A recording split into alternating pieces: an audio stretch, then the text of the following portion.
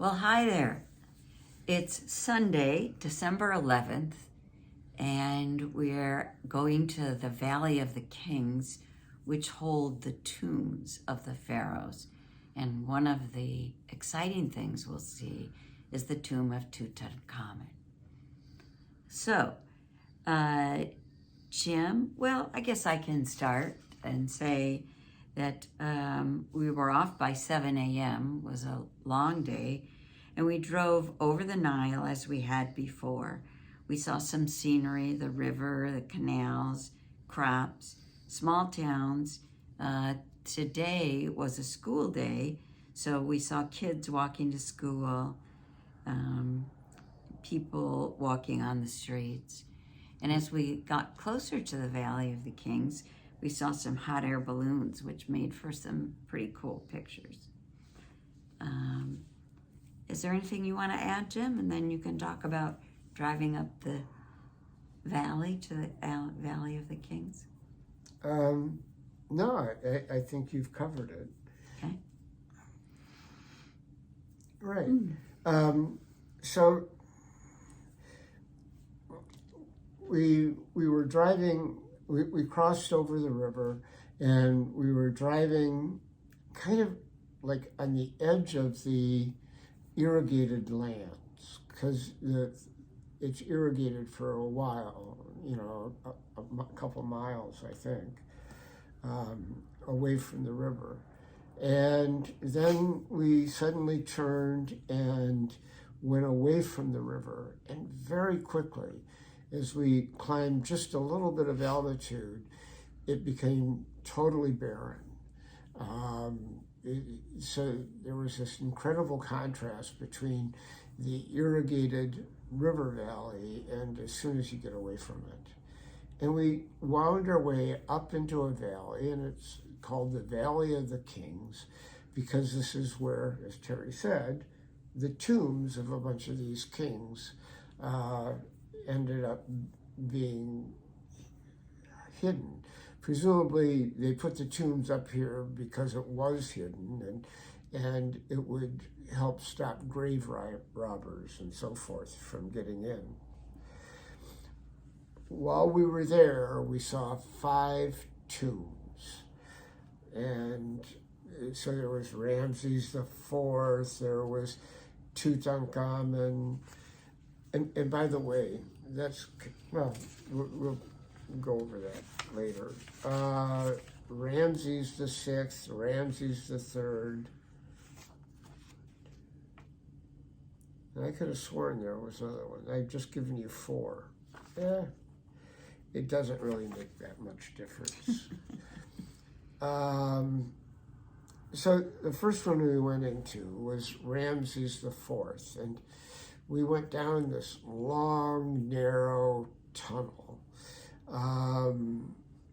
And at first the drawings and things on the walls weren't all that great, but as we went further down, we saw a lot of these bas-relief drawings on the side with really beautiful colorings to them, and that were very well preserved.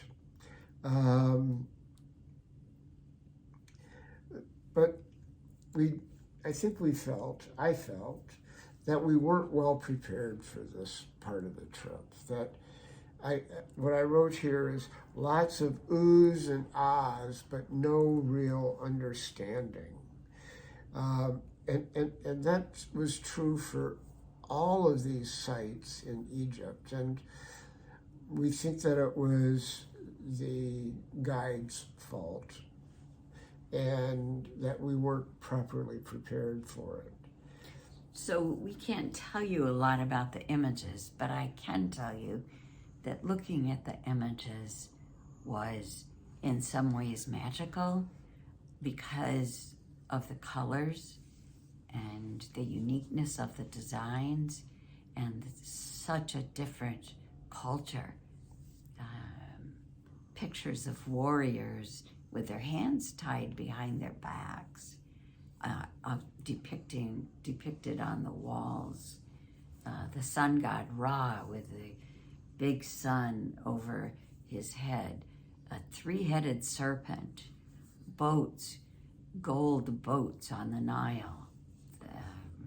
It was really, really magical to just walk and just be wowed by being in the tombs and seeing the images and the colors. Yeah, I think those are good points. A lot of these tombs had been broken into before modern archaeologic times, and so some of them had people living in them. I think there was some Coptic graffiti in a couple of them that we saw. Christians in the early time of Christianity who were fleeing discrimination, persecution. Right. Anyways, it was visually impressive. When we came out of the tomb, there was some excavation going on, and these were people that were looking for the tomb of Ramses VIII, which they thought should be in the valley, but they hadn't been able to find it. And the thing that struck me about it was that this picture, or any of these pictures, could have been taken 100 years ago. I mean, the process was so manual and so primitive in a way that it was just impressive.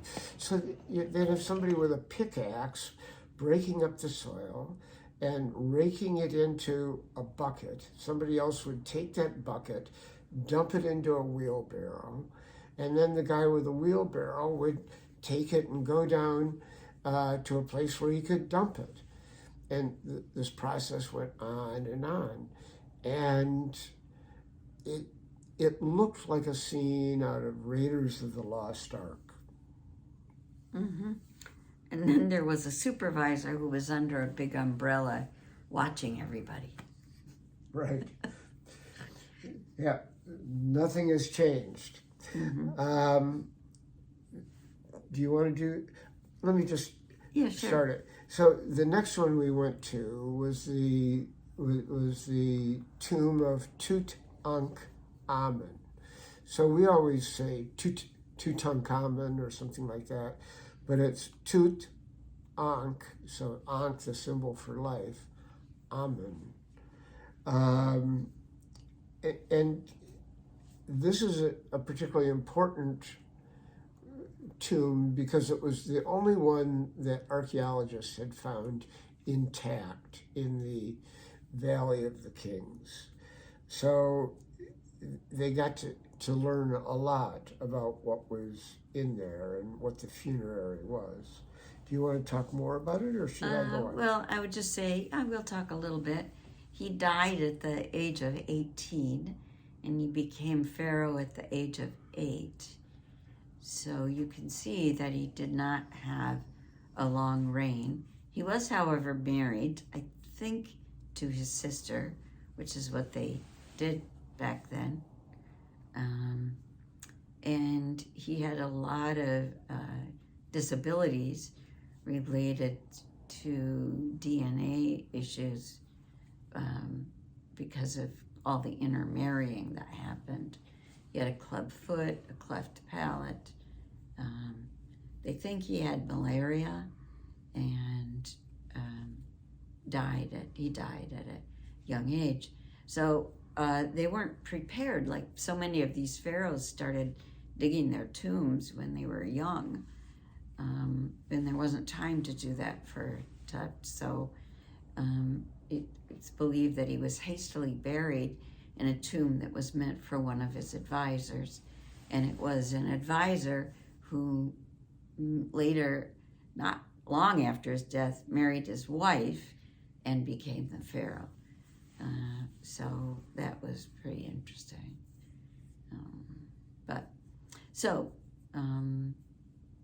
None of the gold funerary mask and that kind of thing was in there, in the tomb.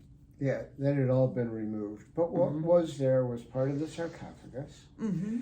And in this small tomb, they had some beautiful art on the walls. Right. In some ways, I thought it was some of the most beautiful art that we saw. Mm-hmm. The other thing that was really remarkable was that the mummified body was there. So it was in this glass case, Yeah. and you know, the guard would take pictures for you. So he took pictures of us, for instance, looking through the glass walls, which is kind of a strange picture in a way. Of us. Yeah. With the mummy. Right. It's pictures of us with the mummy taken from the other side of the glass coffin. I think we paid him too to do that, didn't we? I think so. Yeah. I'm sure we did. We paid people for almost everything. Yeah. So that was interesting. The next one that I wrote down anything about is Ramses VI. And I wrote down that he was in a tomb that had been started for Ramses V, but for some reason Ramses VI ended up in it. And that I really liked the hieroglyphs. I thought that they were often really quite well done. But I don't know what any of it means, except that, as Terry would say, it's beautiful. Mm-hmm. One of the things I noticed in this tomb, and I think it was true of the other ones as well, is that the whole inside of the tombs had been like plastered. And then in the side walls, they would have the bas relief, so these shallow cuts into it, and then painted. On the ceiling, they would have plastered it, but they didn't do the cuts into it, and instead painted it, and often painted it with really dark colors. Mm-hmm. And with soldiers. With soldiers and... Right, because these tombs were to provide them with everything they needed in the afterlife, and of course they needed soldiers to protect them and armies and that kind of thing. So, you know, there were a lot of soldiers and armies. So the next one that we went to was Ramses III. And I have even fewer notes on that there were lots of clear and well-drawn images, but that a lot of the images were kind of strange, to be honest. Mm-hmm. You know, there'd be lots of snakes, one-headed snakes, two-headed snakes, three-headed snakes. Oh, and look at that. There was also another tomb, Ramses IX, that I had overlooked when we talked before. So in this tomb, there were scarabs and Osiris and all sorts of strange things. There would be figures spread eagle on a golden disc and turned upside down, so their heads were pointing downward. There was one that had the resurrection. Mm-hmm. So, yeah, it's lots of strange but interesting pictures. And also they had some side chambers that most people didn't go into, but one of the caretakers grabbed me and took me into some of these and I gave him some money, of course, and he took some pictures of me in there. So that was interesting. And that's most of what we saw in the Valley of Kings. There were a bunch of tombs that we didn't go into and didn't see.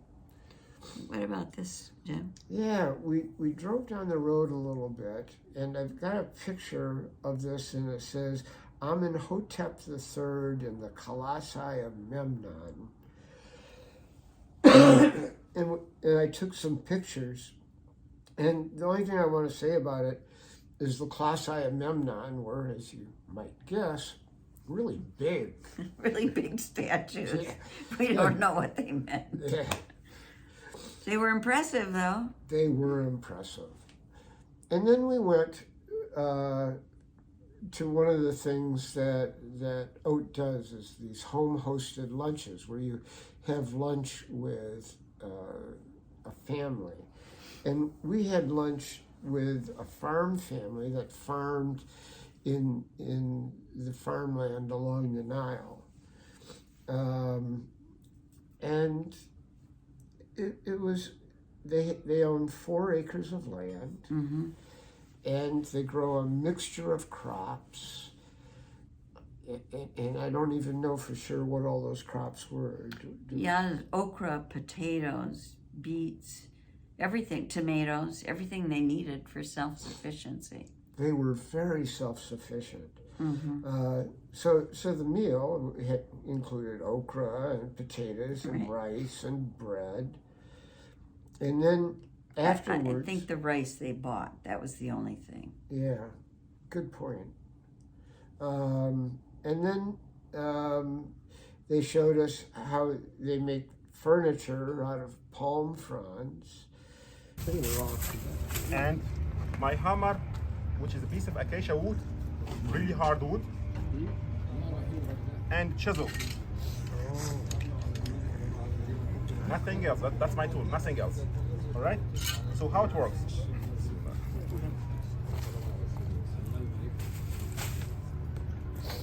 Always studies away. Okay. Very important.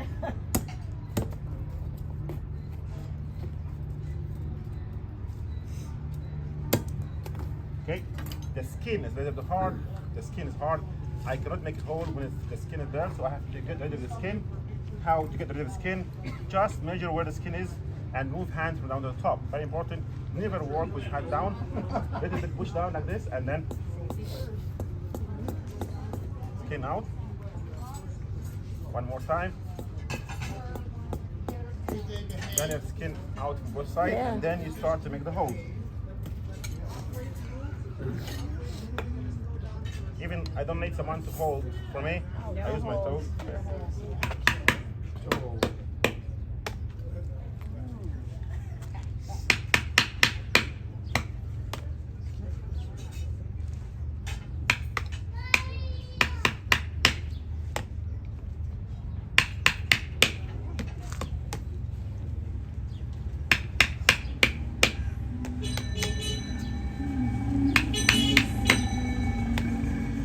That is how to make the hole.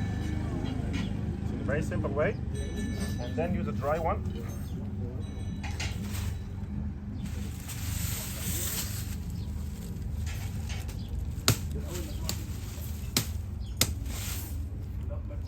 Split them in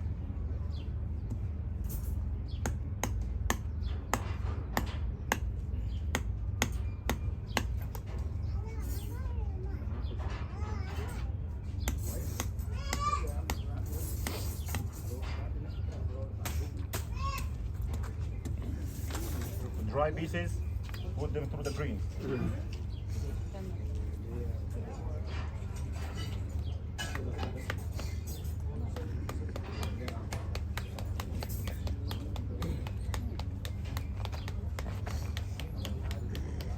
Okay, that's how you join the dry through the greens. Before I sell them, what will happen? I will let them to dry. Right. But the green, when dry, will shrink. So the dry will never come out. So that's how you don't need glue or nails. Yeah, and you can carve them to any form you want, because when they're green, they're flexible. You can make any form that you want. Even there's a green stuff here, they're very strong, so we wave them for making baskets. So from natural material, what grows around us, we can make out of things. Who in the family makes the basket? Well, it's my mother. She teaches the girls. Some of the girls, when they have free time, they just weaving very slow. It takes maybe like 2 days, 3 days to make a basket. But to make a chair like this one, look at the chair. It'll take a day to make a chair. Sit on it and let me know how comfortable. Can you sit on it, please? Excuse me if I step in front. You want one to ship to the United States? How much? Table. They're really strong. They last for maybe 5-6 years. And the material are not expensive, so we don't buy them. We get them from the tree. Okay, let's go to see the back oven making the bread. And then they took us in the back of the place to where they have an oven for baking bread because they bake their own bread. They bake something like 40 loaves a week.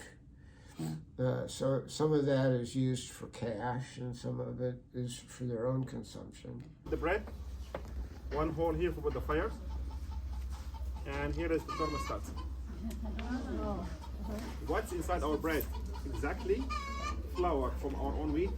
We added to the flour salt and water. From last time making bread, we must have fresh piece of dough added to the new dough. We call them starter or sourdough. Yes. And then mix them with the hand, and then put the bread pieces on the top of here. So put the bread on the top of here, and then under the sun 2 hours. So the bread, put them here, and then under the sun 2 hours. How much bread we make every time? 50 or 40 loaves bread. A lot. 2 hours, it's enough to make the bread double size, rising. Then we move the bread inside the oven when it's oven really hot. What we use as a fuel, we feed our animals corn leaves, sugarcane leaves. They leave a big mess like this. The grass there, they're not gonna eat them now, this grass. So what we do with this grass, we put them on the road. Right? And the cars, when they drive past, they crash them for us. We collect them again. They become soft like this. Like exactly this one. That's what we use as a fuel for us. How many loaves can you bake at a time in your oven? And they live multi-generationally. The grandmother is the oldest. The grandfather's passed away, so it's, I don't know the person that spoke to us, but I think his brother, I can't remember if his brother also lived in the house, and his children live in the house. And so it's a multi-generational house, and they said they could have 20 or 23 people going in and out during a day because his 4 sisters live nearby, and they have kids. So, yeah. Yeah, it's an active house.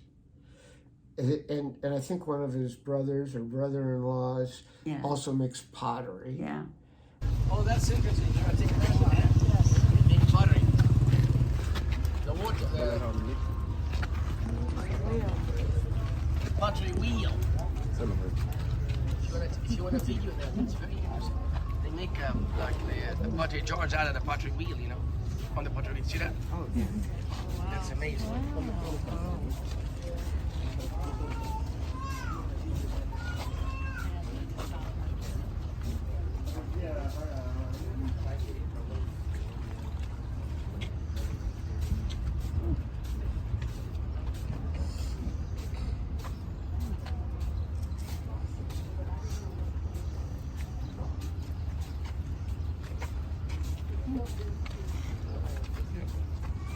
So he make them, and then there's a kiln in a village that many people like him, they do it and they churn and they burn them. Sometimes they glaze them, yeah, or sometimes they use them natural like this.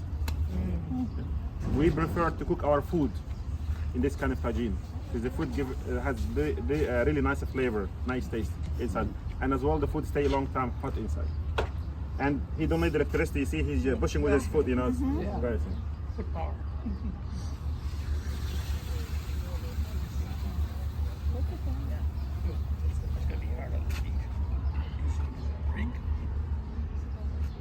That's kind of form. Yeah. He dried them. He can make, you know, if you just let the movement.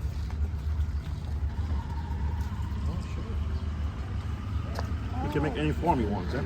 And with the hand, very simple. And he's very lucky, you know. The clay doesn't cost him anymore. Just from the Just go down there and pick it up. Thanks a lot, guys, and I hope you enjoyed. And wish you all the So after we finished up lunch and had looked at all this, we walked on down to the Nile, which is like a city block walk, and climbed on to these little sailboats. They're about 20 foot long, maybe 30 foot. They're called feluccas, and they have the dhow sort of rig on it. And as we climbed onto it, one of the older gentlemen, even older than me, believe it or not, lost his balance and fell and smashed his head against something. Somebody described it as some metal object. And so they had to, it was on the back of his head, and they had to stanch the bleeding on that. And so rather than sail across the river, we ended up being towed across the river because I think they wanted to get him to the hospital. Right. Or at least to a clinic. Then we went to the airport and flew back to the coast at Hurghada and got back onto the Clio in time for dinner. Yeah. That was our day at the Valley Yep. of Busy the day, magical day. Yes.